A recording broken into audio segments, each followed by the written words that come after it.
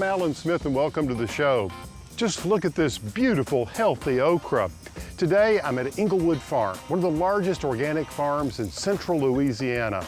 And these folks stay busy year-round producing beautiful produce. We're going to explore many of the aspects of Inglewood.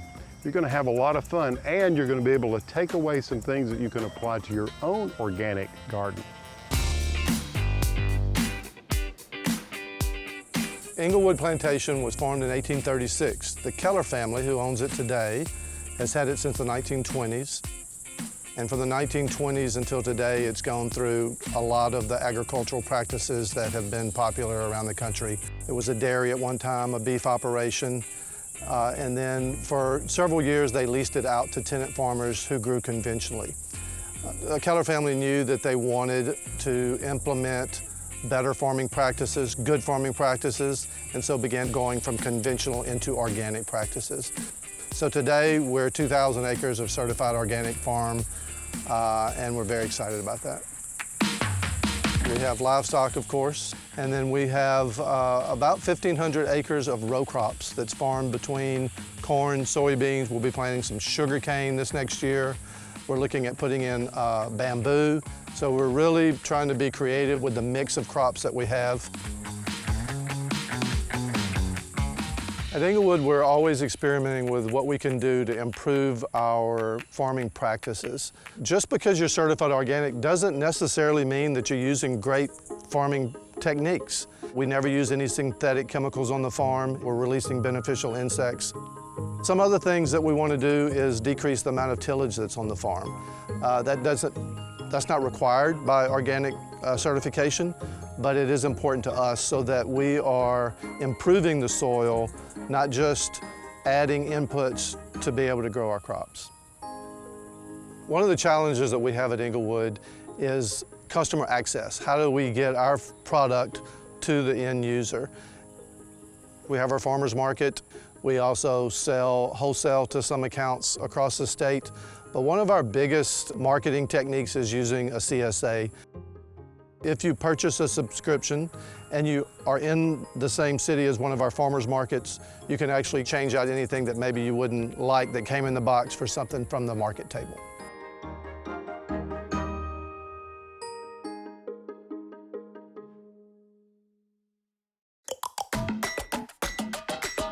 We learn more about Inglewood Farm's organic practices when we return, so don't go away.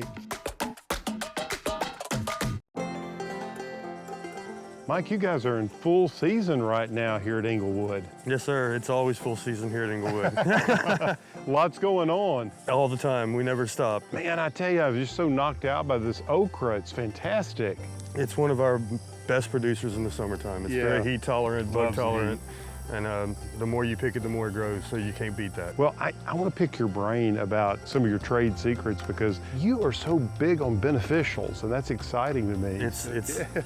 I believe in letting things do work for me. Sure. I don't have enough time to do it all, so you have an army of beneficial insects helping you. Today I have 250 nematodes that are going to be going in the ground. All right. And they're going to be very beneficial to me. They will kill all the insects in the ground plus their eggs. So if you can kill them at the source, the work's done for you. Does this work with the squash bug? Because people are always asking me, what can I do about the squash bug? They do lay eggs, and if you can eliminate the egg problem, you can reduce the problem.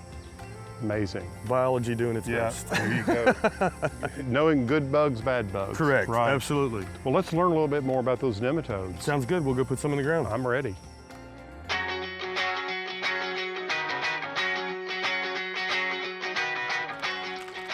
That's a big bag. Well, this is 250 million. Oh, just 250 million larvae. 250 million larvae in this one bag, so yeah. We're not going to use all of this. This is about 5 acres worth of treatment. Of course, so that would be the reason. We're going to use about 4 ounces. Right. Yep. And then we're going to dilute it with water in the cup, and then we're going to dilute it into my larger batch. Now, this is so interesting because I think a lot of people are like, worms, but I mean, this is what we're talking about. When you've got organic soil, healthy soil, it's a living organism. Absolutely. And these are just one of the many players in that soil, in that foundation. You're adding density, you're adding living matter to your soil, Yeah. making it healthier. Right. So we're just gonna pour that on in. Okay, guys, go to work. I'm gonna stir that in a little bit. Now I'm gonna use a fertigation technique where I've got lay flat and drip tape that's actually running through all of my beds. Right. So once this gets pressurized, it's going to pull the water, run it through the irrigation system, and actually feed the individual beds. Right. Now, one of the reasons I chose this technique is, number one, nematodes do not like UV rays. You're wanting them to go to the soil to begin with, so using this technique, I keep their temperature down, and it's a really quick and easy process. Well, we found we use a sprayer and then we put mulch over the soil after we spray. Yes. And that seems to work pretty well. That's the most common practice. Another application is used in greenhouses to get the soil in your greenhouse full of these, to where when you're transplanting the plant and the how interesting. insects into So your you do soil. that with the little seedlings. Correct. And then when you move them out, they're inoculated with the nematodes. There you go. Some of the problems these nematodes will alleviate for you are what? Aphids are a huge one, especially in my kale, all of my leafy greens that I'm going to be growing in the fall. Right. So these are going to search out those eggs and they're going to destroy them. The life expectancy of a bug is usually less than 25 days. Right. So 25 days after the ones up atop the ground are done, if you can eliminate the problem below the ground, you've won the battle. It's about breaking that life cycle. That's it. Yeah, it's fantastic. Mike, thank you for all these tips. Absolutely. Keep up the great work. Enjoyed meeting you. Yeah.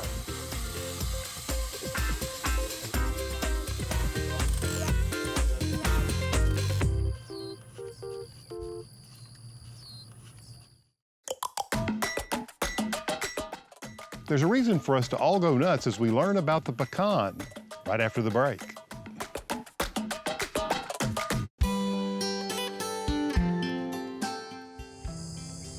You know, it's just marvelous being in a beautiful pecan grove. It's really not that old, is it, Trey? It's not. We planted this one in the mid-1990s. Okay, so maybe what, 25 years? 20, 25 years Yeah. old. Yes, sir. So it's in prime production right now. We have 3 rows of 27 different varieties. 27. 27, yeah. Yeah. And the purpose of that is kind of a non-managed, more of an organic practice in that orchard Right. to see which varieties produce. So you come to Inglewood regularly. What's your goal today to achieve? Today we're doing a nut forecast. It kind of dictates our inputs and where we're at and helps us forecast where we're going to be during the harvest so season. this time of year, you can kind of do some calculations and give a homeowner kind of an idea of what kind of harvest they're going to see. Yes, we can.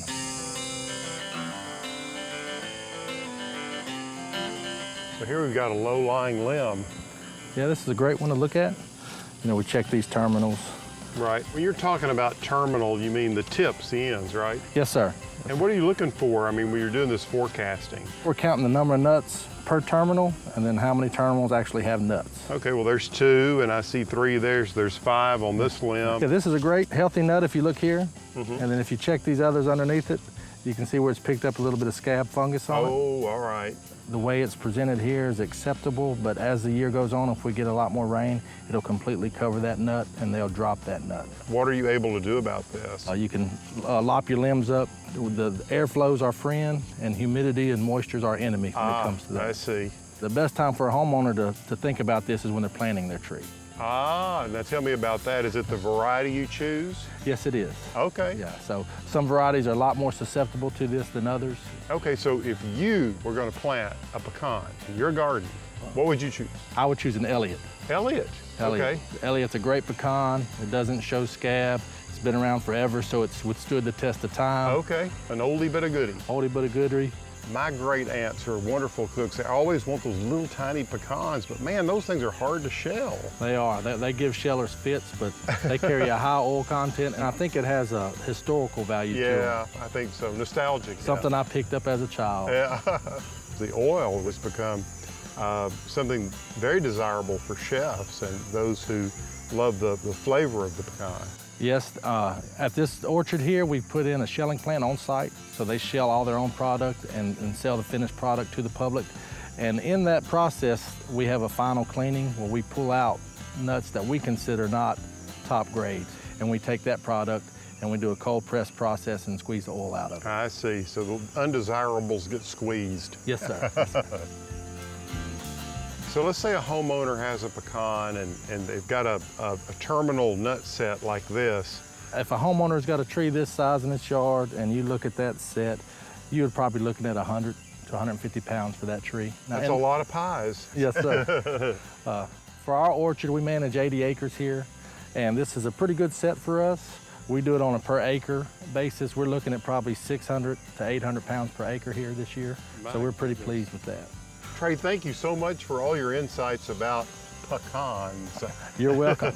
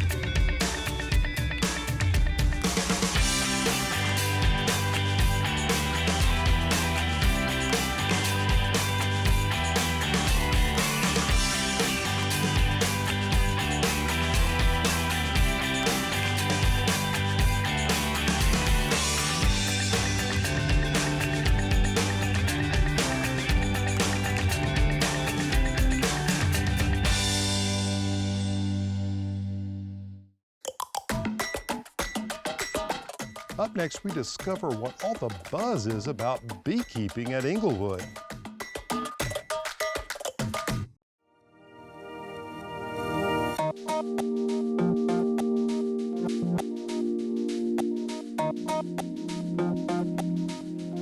The honeybees here at Moss Mountain Farm are some of our most productive and efficient pollinators. We love having them. And the same is at Inglewood Farm. We're both organic, and we're both all about attracting those pollinators, especially those hard-working little honeybees. Not only do they pollinate the fruits and vegetables, but they produce that delicious honey.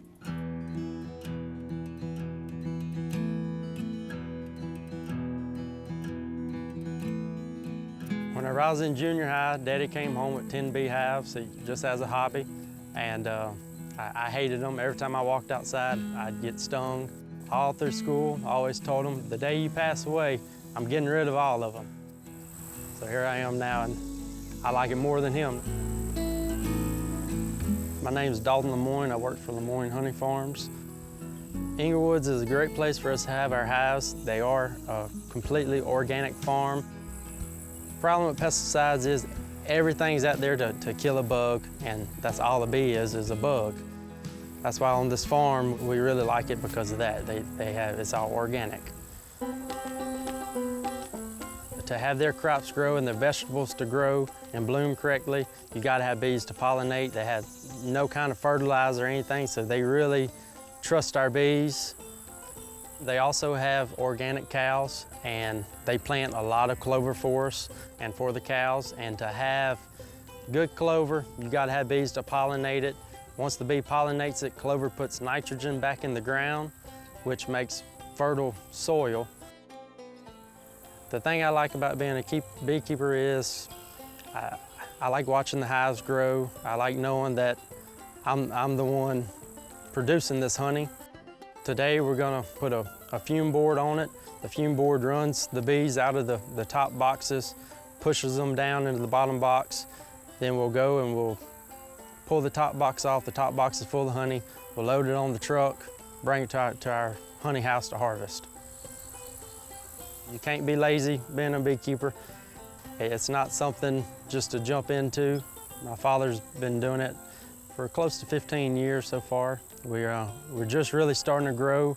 We got about 1,200 hives so far. The first few years, you're gonna struggle with it. Don't give up, keep trying.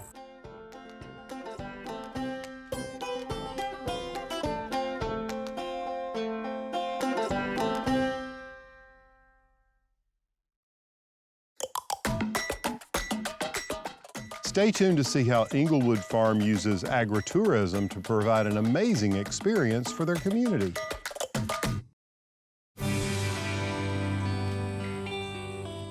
Lee, Inglewood is such a beautiful place. Well, thank you, Alan. I get a lot of comments from folks telling me how much I must love coming to work, and it's true. It's a lot of challenges with organic farming, but it's a beautiful place to work. Yeah, it really is. You know, ag tourism has become so popular in the country. People have gotten really connected to this idea of where their food comes from. They want to go and physically see those places. And do you see it growing? I do, Alan, and we feel like it's important for us to do things to attract people out. So once a month we'll have live music. We'll do a pig roast at some point during the year. I know this year you all are going to have a corn maze for the first time. That's right. We're very excited. We've just developed the route to get through, to Yes, get lost in. the maze itself. That's right, the maze itself. Ryan, this is quite an exciting day out here at Inglewood. It absolutely is. It absolutely is. I mean, this is the first time a corn maze has been in central Louisiana in years and years, and this is kind of the very beginning of it. I think that a lot of people are curious about how you actually do a work of art this long. I mean, this is land art. Right. So I was myself rather unsure about the process, Alan. I imagined something where I'm telling someone to turn left and turn right to cut into the corn, but there's a specific GPS-style tractor that comes out here, has this very beautiful pattern with the Inglewood Farm name in it and all that sort of stuff. And right. It'll be cut like that. Sounds like we're firing up and getting ready to plant some seed. How many acres will the corn maze encompass here in this, what was just recently a cow pasture? What you see right now is about a 10-acre portion. Okay. The corn will be a total of 6 acres. And then if you might see across the way, we'll have a pumpkin patch right next to the corn maze as well. I noticed that, yeah. The little pumpkins are up. Well, you know, with a piece of equipment that large, it won't take long to plant this 10 acres. It'll be a short job, and it'll be, you know, something that's going to be, you know, a great thing for the community.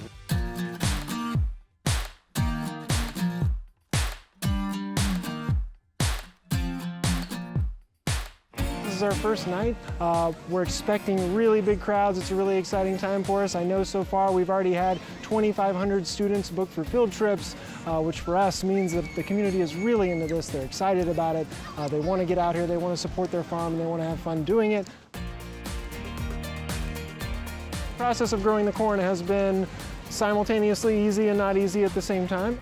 We probably could have totally stopped at an 8-acre corn maze. That probably wouldn't have been too bad of a deal. But we wanted this to be like a place where people could stop and rest and maybe have a bite to eat and talk to people. So, you know, we got some horseback rides from Hazy Days Ranch out of Forest Hill, Louisiana, just right down the road. We've got some jumpers from Slide Away Inflatables. That's a local company as well. Vendors behind you, all local people, local food. Inglewood Farm is a part of that community. We're not just a farm that sells produce. I mean, we're a farm that gives produce back to the community, gives money back to the community, gives experiences back to the community, and like wants to cultivate that relationship.